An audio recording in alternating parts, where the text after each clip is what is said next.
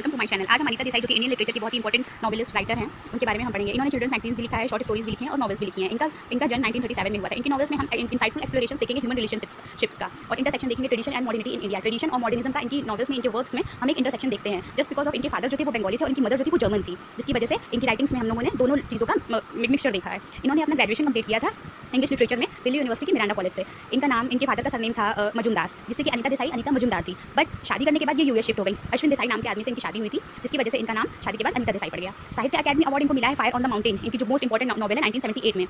British guardian prize इनको 1983 में मिला है। किस नॉवल के लिए? द विलेज बाय द सी। और इस नॉवल में हम देखेंगे फैमिली कॉम्प्लेक्सिटीज़ की पे बेस्ड है ये। ह्यूमन रिलेशनशिप और फैमिली मेंबर्स का रिलेशनशिप में जो भी कॉम्प्लेक्सिटीज़ होती हैं उसको हम इस नॉवल में देखेंगे। द विलेज बाय द सी देखेंगे। इस नॉवल को ब्रिटिश गार्जियन प्राइज मिला है। शॉर्टलिस्ट हुई थी ये बुकर प्राइज के लिए 3 टाइम्स। कौन कौन सी इनकी नॉवल थी जो 3 टाइम्स शॉर्टलिस्ट हुई थी बुकर प्राइज के लिए? Clear light of the day 1980, in custody 1984, fasting fisting 1999। ये नॉवल मोस्ट इंपॉर्टेंट है। इसके कैरेक्टर्स पूछते हैं यूजीसी नेट में, आप देख लीजिएगा। इन कस्टडी से हमेशा हर बार क्वेश्चन आया है कि ये कब लिखी गई है, इसका क्रोनोलॉजी और ये किसने लिखी है, तो आप इसके बारे में ये जरूर देख लेंगे।